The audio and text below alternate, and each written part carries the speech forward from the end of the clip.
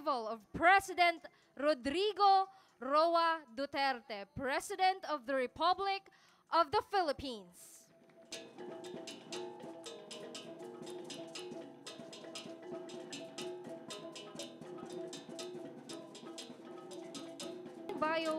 Biomass power plant is the first to the power grid through connection to the wood chips, rechalls, among others. Explore and develop renewable energy resource reliance through the adoption of sustainable energy developments. Availability of power in case of isolation will be highly skilled nature.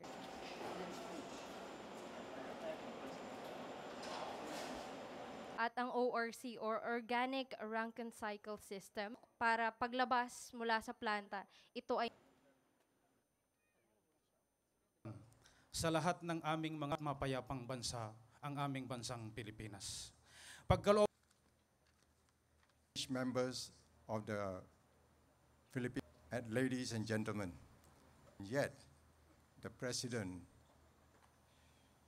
2006 and we took his advice and we will improve.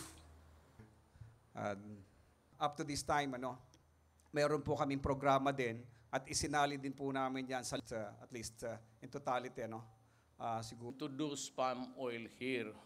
And, bukas kaagad, ang BBL, ngayon tanggalin lang natin yung post restriction. Locators would be China. China ang may pera, hindi military, police, and everybody. Ganito yan, itong Dag Mayor, Vice Chairman, mangiti ko na galing Mindanao. Daghang salamat, Mr. President.